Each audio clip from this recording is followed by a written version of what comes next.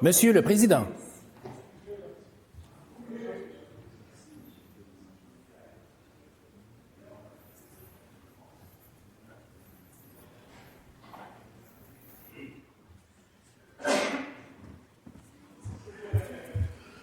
Alors, bon après-midi à toutes et à tous. Prenez place, nous allons poursuivre nos travaux.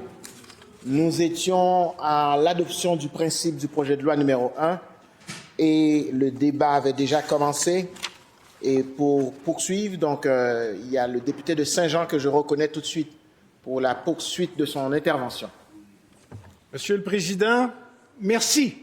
Merci parce que c'est un cadeau que vous me faites en m'accordant la parole dans le cadre de ce débat sur l'adoption du principe du projet de loi numéro 1, loi constitutionnelle de 2025 sur le Québec, qui pour moi est d'abord et avant tout une belle histoire. Je dirais même une extraordinaire aventure, qui, je l'espère, passera à l'histoire, justement. Et il faut que je vous explique la référence au cadeau, parce qu'à chaque 24 juin, depuis que j'ai l'honneur d'occuper ce siège de Saint-Jean en cette enceinte, je prononce un discours patriotique chez nous à midi, le 24 juin, pour la fête nationale. Un discours public qui me permet de faire une sorte de rapport et de rendre des comptes à mes concitoyens sur les objectifs nationalistes que je m'étais fixés. Parce que, je l'ai toujours dit, je suis un autonomiste, un partisan de la troisième voie, mais d'abord et avant tout, un grand et fier régionaliste et nationaliste. Donc, le 24 juin dernier, j'ai rappelé à mes concitoyens qu'après avoir adopté la loi sur la laïcité et tout le reste du bilan législatif du premier mandat de notre gouvernement, dont je suis extrêmement fier, parce que nous avions aussi remis à niveau, et même, on peut le dire, et en être fier, remis aux normes la Charte de la langue française avec le projet de loi 96 en 2022. Donc, je leur ai rappelé à mes concitoyens que notre gouvernement avait déposé et adopté ce printemps-là, l'an dernier, le projet de loi 84, la loi sur l'intégration à la nation québécoise, qui rajoutait à notre langue officielle et commune une culture commune. Parce que c'est ça l'intégration nationale, que je résume à une culture québécoise commune, parce qu'en fait, c'est le contraire du multiculturalisme canadien, un vrai modèle sur mesure pour l'intégration des nouveaux arrivants au Québec. Et si je vous parlais de cadeaux en me levant, c'est justement parce que ce que je disais à mes concitoyens le 24 juin dernier, c'est que j'espérais tellement que le 24 juin prochain, donc bientôt, cette année, je pourrais célébrer avec eux le cadeau que la nation québécoise allait s'offrir pour sa prochaine fête nationale, l'adoption et l'entrée en vigueur d'une Constitution québécoise pour enchasser ces lois fondamentales dont je parlais et qu'on s'est donné justement ces dernières années, et quelques autres aussi, et de très importantes, comme la Charte des droits, par exemple, et d'autres lois dites fondamentales, qui disent comment on veut vivre chez nous.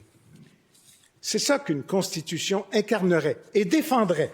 C'est aussi simple que ça. Faire respecter ce que nous sommes dans cette fédération, ce qu'on a longtemps appelé une société distincte. Ce qui me rappelle, et j'ai toujours rêvé de prononcer ces paroles en cette enceinte, la fameuse phrase de Robert Bourassa. Vous vous souvenez? Quoi qu'on dise et quoi qu'on fasse, le Québec est aujourd'hui et pour toujours une société distincte, libre et capable d'assumer son destin et son développement. Un peu d'histoire d'ailleurs, parce que ça, ces phrases-là, ces mots-là de Robert Bourassa, c'était le 22 juin 1990, au lendemain ou presque de l'échec du lac Meach, quelques 10 ans après l'échec du premier référendum et 5 ans avant l'échec du deuxième référendum. Pour ceux qui ont oublié ou qui sont trop jeunes pour ne pas avoir vécu ces jours politiques trépidants au Québec, le lac Meach, c'était une tentative de rafistolage constitutionnel dans la foulée du rapatriement de la Constitution en 1982, que le Québec, à ce jour, n'a jamais signé. Et les 2 référendums perdus, malgré tout l'espoir qu'ils ont pu susciter, c'étaient des échecs, de vrais échecs, qui nous ont fait mal, pour ne pas dire qu'ils ont affaibli le Québec. Moi, je les ai vécus, parfois même de très près, ces moments de notre histoire, ces échecs. Et c'est beaucoup pour ça que je suis ici aujourd'hui, depuis 7 ans. C'est pour ça que je voulais venir siéger ici, à Québec, pour sortir le Québec de ce débat louable et légitime, mais au final, pas juste stérile, mais parce qu'affaiblissant, nuisible même à notre émancipation. Condamnés que nous étions par cette dualité, ce bipartisme contre-productif. Et donc, c'est pour ça que je suis devenu autonomiste et de la troisième voie. Et c'est pour ça que je suis de ceux qui appelaient de tous leurs vœux une première constitution québécoise et que donc, je suis comblé par le projet de loi 1 que le gouvernement a déposé.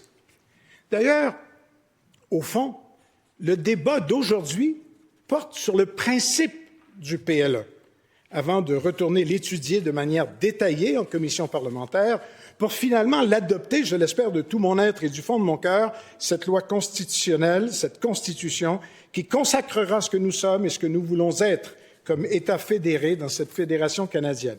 C'est ça la troisième voie, celle du gros bon sens, celle de l'autonomie et celle qui nous rassemblera tous, fédéralistes et souverainistes, de la gauche à la droite du spectre politique, mais aussi nous rassembler tous les Québécois, les habitants de toujours, ceux d'avant et d'aujourd'hui, et ceux de demain, nos enfants, petits-enfants, mais aussi les nouveaux arrivants, parce qu'au-delà de nos origines et de nos options et orientations politiques, nous sommes tous 9 millions de Québécois aujourd'hui. Et nous devons, parce que nous le pouvons avec une Constitution québécoise, protéger nos valeurs, notre identité, nos droits et nos spécificités, en commençant par notre langue officielle et commune et notre culture commune.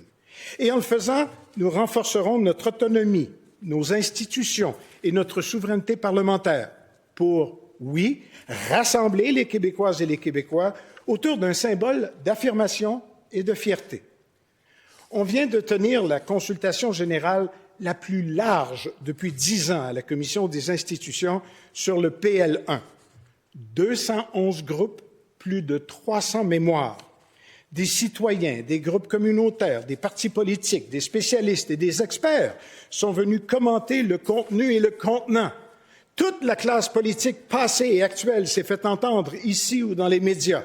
Par écrit ou en ondes, les observateurs, chroniqueurs, analystes, influenceurs, anciens députés et ministres devenus commentateurs au quotidien ont décortiqué la démarche, sa manière, son intention et quoi encore.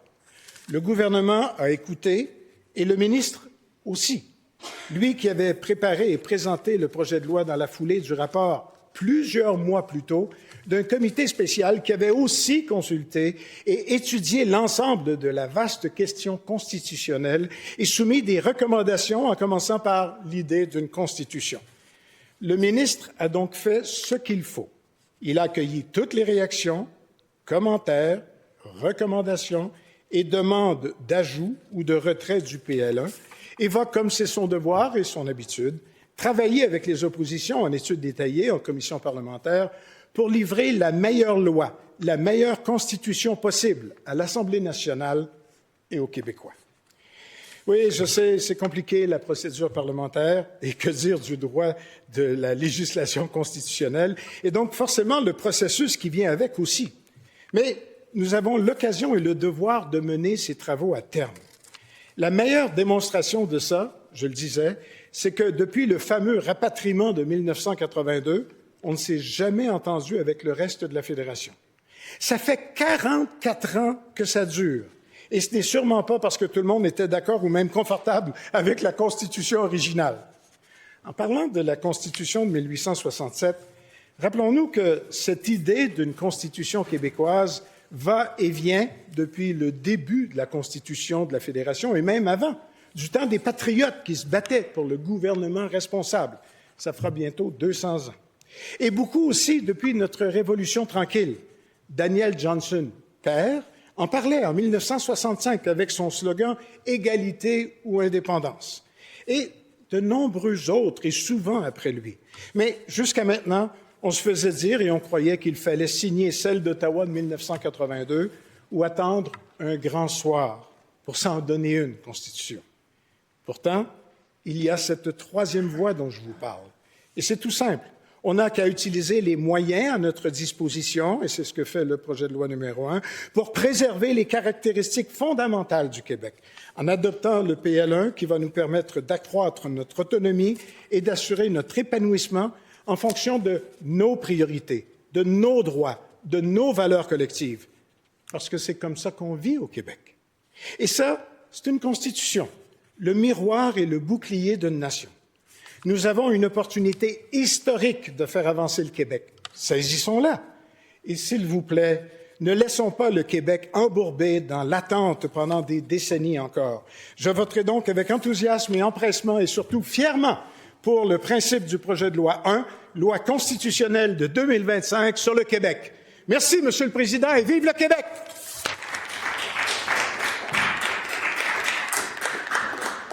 Merci, Monsieur le député de Saint-Jean.